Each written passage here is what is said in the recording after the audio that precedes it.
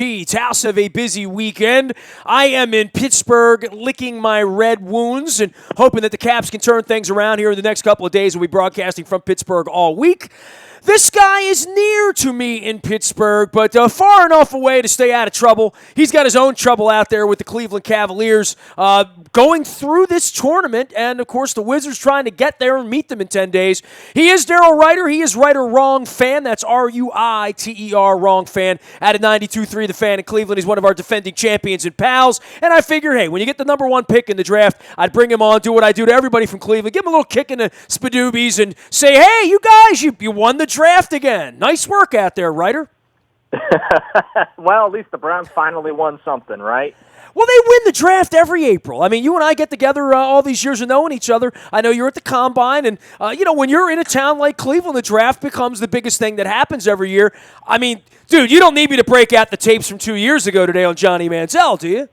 No, and you're right. I mean, the draft is the apex of fandom in Cleveland for Browns fans, unfortunately, and they don't do much winning of the draft. It's part of the reason why they find themselves atop it every year with those top 10 picks. But overall, I think they had themselves a pretty good draft class. They got the best player, arguably, in the draft in Myles Garrett, and a couple other impact guys with some moving and shaking there in the first round of the draft. So 10 guys, 4 trades, and hopefully they'll actually be able to perform on the field, and then we're not talking about the Browns, whether or not they're going to be picking in the top 10 anymore. Well, one of the things to say right off is not a lot of teams have had 3 number one picks. In the history of the draft, it's a very difficult thing to do, even if a couple are at the bottom of the round.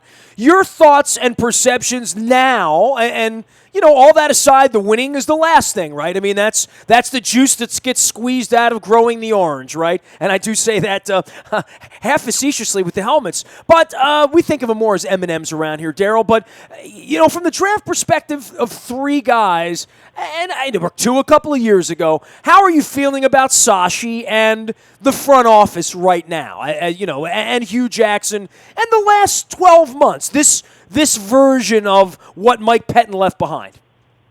I really like what Sashi Brown, along with Andrew Berry and Paul DePodesta, have done with this team. I mean, they've turned the Carson Wentz trade a year ago, which is very controversial here in Cleveland, especially considering Wentz went on to win 7 games as a rookie with the Philadelphia Eagles and rewrite some of the team as well as league record books as a rookie quarterback. But they've turned it into 9 players as well as a couple more draft picks that they still have yet to make come 2018. They have shown the ability to be aggressive by trading back into the first round and not just always trading down and out of spots. I was a little nervous when they traded out of number 12. I really thought O.J. Howard from Alabama, the tight end, reminded me a lot of Ozzie Newsome. I thought he would be a good guy to get there. Ohio State's Malik Hooker, for whatever reason, the Browns are allergic to drafting Buckeyes, even though it is a football factory just 2 hours south of Cleveland. But they went ahead and got both those positions in the first round. Jabril Peppers up from Michigan. He's a jack-of-all-trades kind of there in the secondary, forced to play a little bit of linebacker last year for the Wolverines, did it at a high level. And then David Njoku, who's right there with O.J. Howard as a tight end. I absolutely love that selection after they made the trade from Green Bay. So 3 impactful players in the first round of the draft, at least on paper. Hopefully these guys can stay healthy. Hopefully they can live up to the billing. But on paper, the Browns killed it in the first round, and they got another first-round pick next year, courtesy of the Houston Texans on top of it. That's now 5 first- and second-round picks coming to them in 2018. The Browns are locked and loaded to do some big things, at least from a draft and assembling the football team perspective. We're chatting with Daryl Ruiter. He is Ruiter Wrong Fan out at 92.3 in The Fan in Cleveland, covering all things Cavaliers and the back end of the Browns and a little bit of Tribe as well. You've had a nice little run here for the last year, right? With the basketball team, you're back into it. You expect to win another championship. You know it's not going to be easy. I think the Cavaliers provide a lot of drama. But then comes Myles Garrett, right?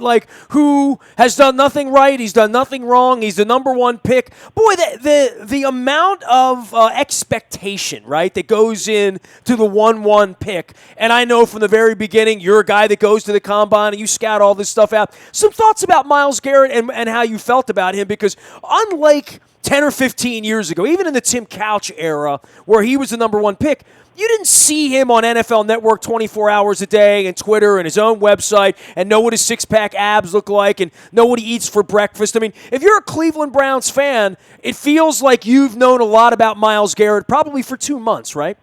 Yeah, and maybe even longer than that. And, hopefully he'll be spending lots of time in the Ravens, Steelers, and Bengals backfields knocking around the likes of Andy Dalton, Ben Roethlisberger, and Joe Flacco. I know you don't want to hear that in Baltimore, but that's at least. Well, it's never happened before. We look. You guys are overdue. I mean, I feel that way. I mean, I looked at Deshaun Kaiser coming off the board, and I'm like, one of these days, one of these guys is really going to be able to play, and they're going to be a team for a couple of years that wins 10, 11, or 12 games. I don't know when that's going to happen. I think, quite frankly, the owner's out of his mind. But I do know with those nerds up there, the triumvirate of nerds and their computers and their analytics and everything else that goes into this, it does feel like there's some level of competency there. I could be wrong.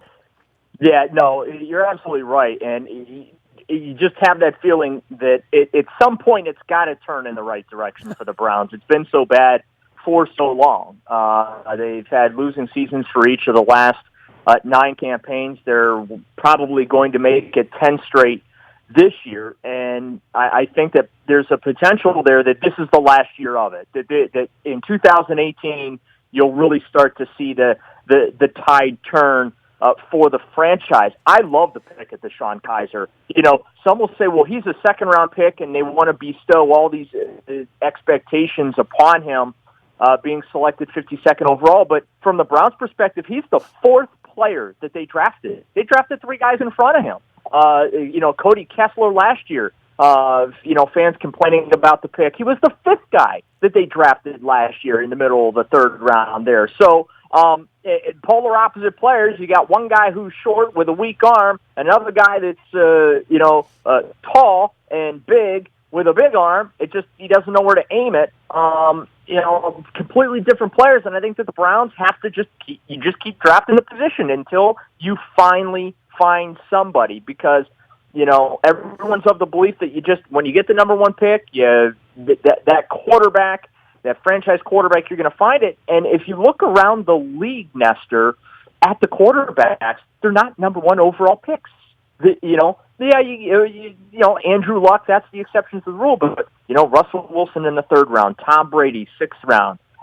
Joe Flacco was not a number 1 overall. Hey, how about Kaepernick, too? Now, let's throw Kaepernick in there. He went to a Super Bowl, you know what I mean? And he was not that golden child. And a lot of times these golden children flame out, which is why everyone in Cleveland's watching the Carson Wentz story unfold. And now they're going to watch the Trubisky story, right? And that was – Cleveland did the normal thing. They took the guy everybody thought they should take. Then the draft went to hell right away, right?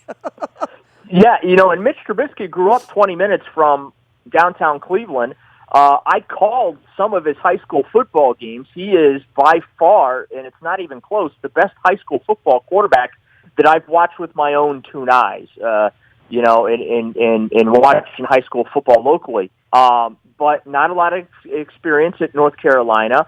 Certainly there was a large faction of Browns fans hoping he'd end up here. I'm glad he didn't end up here. The Chicago Bears made me the happiest person last Thursday night when they traded up to take him 2nd overall, because I really believed for him to realize his full potential, it was not going to be in Cleveland, because Browns fans are so thirsty for that guy, the pressure there, the pressure of being being a local kid, having the family, being able to hear every word said by fans and the media and all those type of things. It's set up to be a very negative situation for him. He's got an opportunity in Chicago. I know Bears fans aren't crazy. He got booed when he was introduced at the Bulls game and all those type of things. But I think him not ending up in Cleveland was like the best thing ever. And you're right, it was a shocking move, don't get me wrong, but I was very happy that that situation got taken out the Browns' hands right away. He is Gerald Reiter. You can follow his journey out on Twitter at RUITER. That's Reiter Wrong Fan out on Twitter, as well as at 92.3 out there. He'll be running around with the basketball team. We'll get to that in a couple of minutes, but I got to continue to talk football. September 17th, the Browns visit Baltimore, which is kind of, early on, week 2. We go to Cincinnati in week 1, and then we see the Browns again on December the 17th, 3 months later. Daryl, I'm not being flippant here or whatever. Who do you expect to be the quarterback on September 17th, and who do you expect to be the quarterback on December 17th? And how do you expect them to really do this year? I mean, I don't know what a move is for them, but if they could get to 5 or 6 wins, and I don't know where they're coming from because a year ago we sat here and said they'd have trouble getting to 1, and they did. Where are you with the quarterback thing with Kaiser and with Osweiler and the cap number and all? They have 4 quarterbacks, but do they have any? Yeah, I expect Cody Kessler to be the week 1 starter, and then you might end up seeing Deshaun Kaiser in that December 17th game because that's just the way it goes. I don't know if Brock Osweiler is going to still remain with the team. We've gone from he had 0 future or 0 chance of even making it to the month of May as a member of the Browns to now he's going to be invited to training camp and they're going to see what he's able to do. Dude, it's amazing, right? A year ago, everybody wanted him more than they wanted Carson Wentz. They wanted him more than they wanted Dak Prescott. He's cashed a lot of money, and now it's like he's never held a football before, right? I mean, it's really astonishing how stock plummets, correct? Yeah, I mean, he was the hot name. The Houston Texans, think about this, Nestor. The Houston Texans signed him without having him come to their facility for a free agent visit.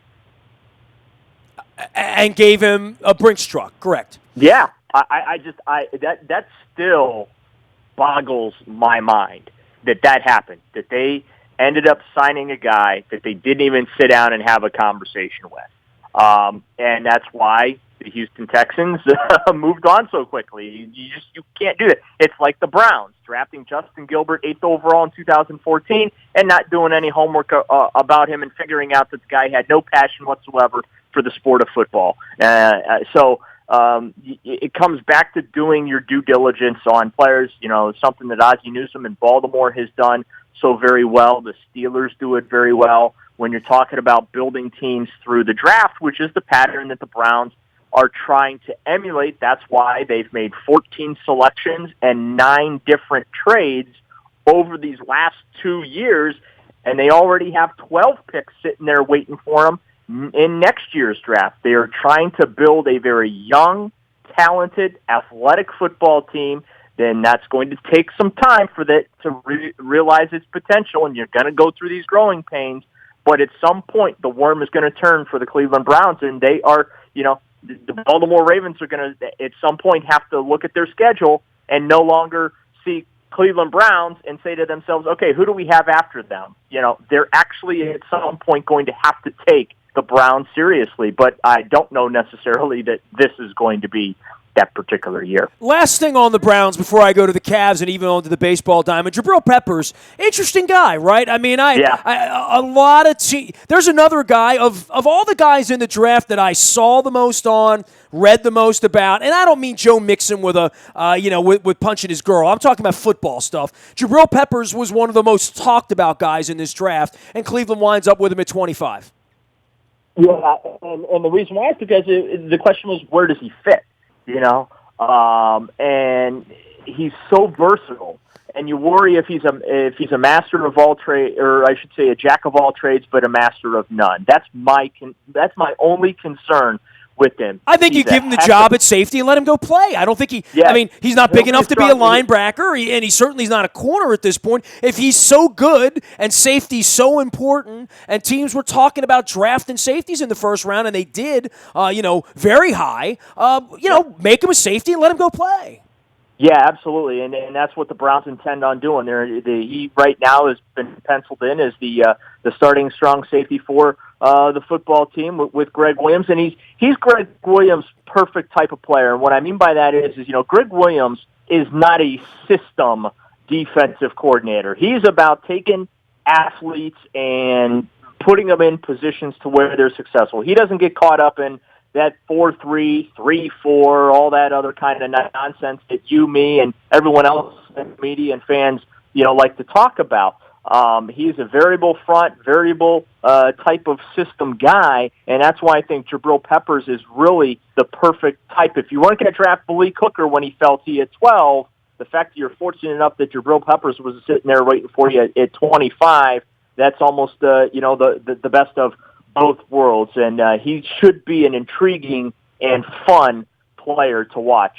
All right, we got the Wizards taking on the Celtics, and we've got the Cavaliers doing it once again with the Raptors. Some thoughts about the series and where they are right now. It feels like it's been about a month since the Cavs have played, right? I mean, the real story is they've had time down. They've had recovery time. LeBron's played more basketball than anybody on the planet over the last 8 to 10 years.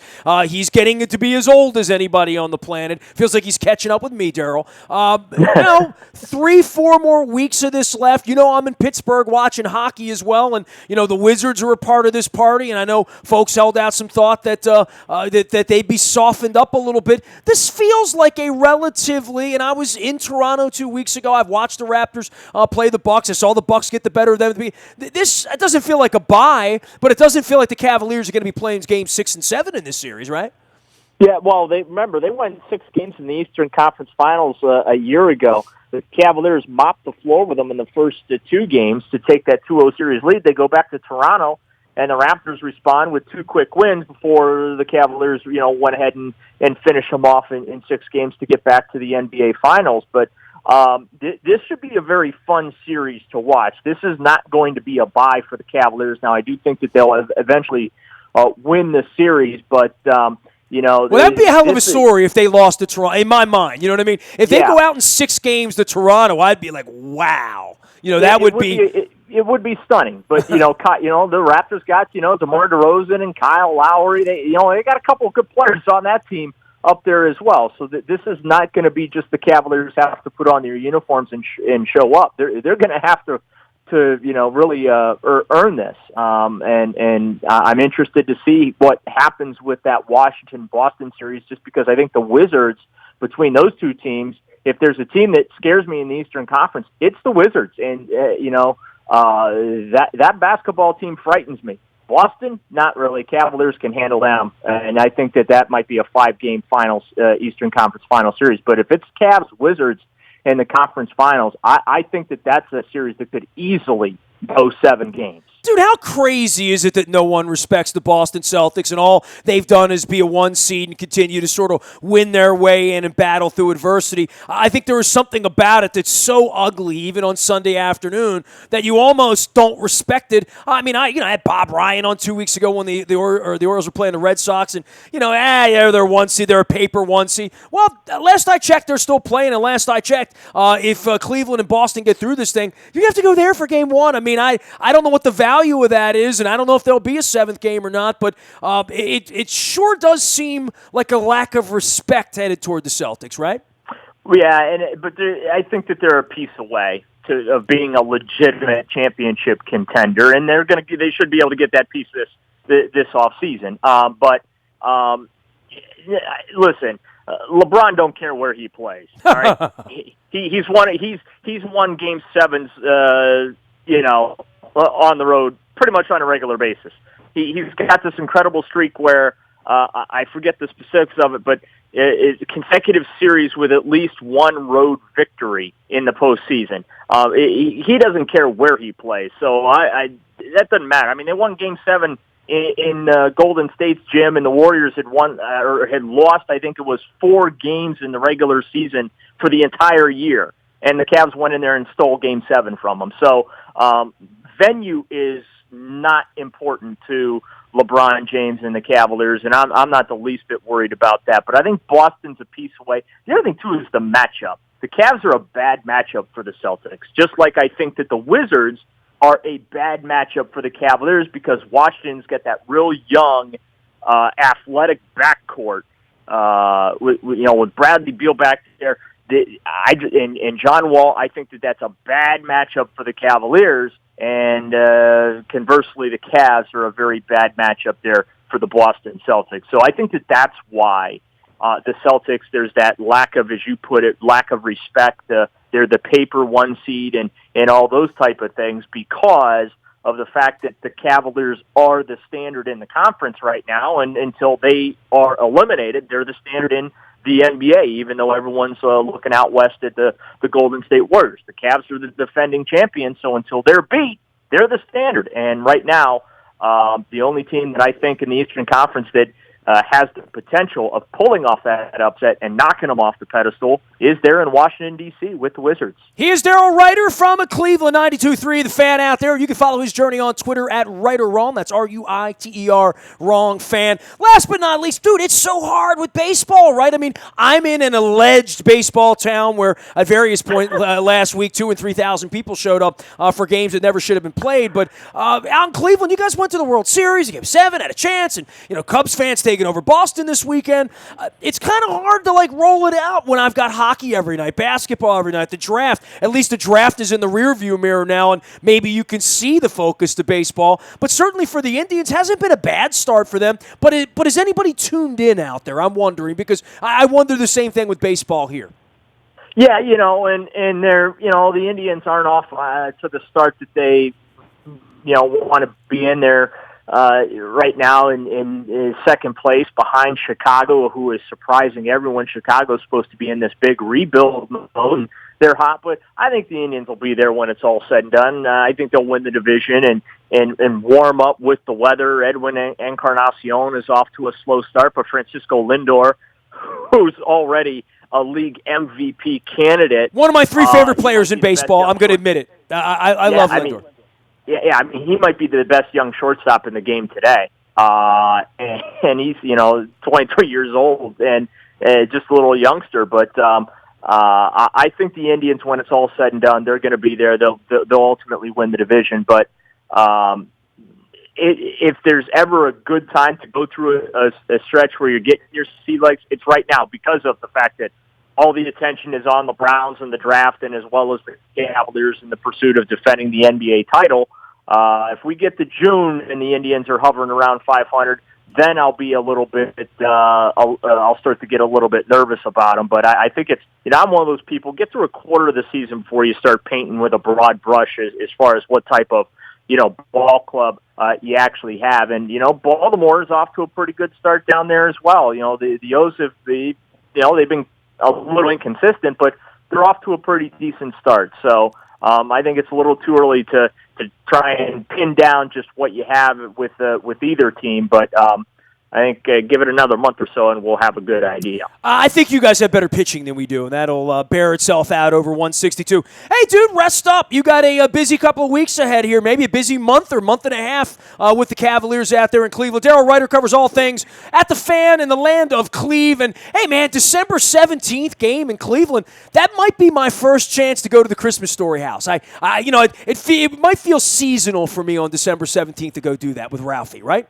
You might have to get your tickets now. It's a very popular destination around the holidays, but all the more reason to go celebrate, right? Times, and it's one of the funner stops to make in and around the city of Cleveland. I always try to take advantage. I'm in the middle of watching a Rock and Roll Hall of Fame ceremony right now. I keep piecemealing it. A little ELO, a little Joan Baez. I'm getting up on Yes now and seeing Getty and Alex. I'm working my way through that thing. So much respect to the land of Cleve. Hope to see you at a rock and roll show or a basketball game. Who knows? Maybe Cavs and the Wizards will get us together in a couple of weeks, Daryl. You got it. Look forward to it. You got it. My man, WriterWrong fan out on Twitter. He is Daryl Ruiter out in the land of Cleve, previewing the Cavaliers as well as talking about the Browns, who, I don't know if you heard or not, they won the draft all over again. Another year where they win April.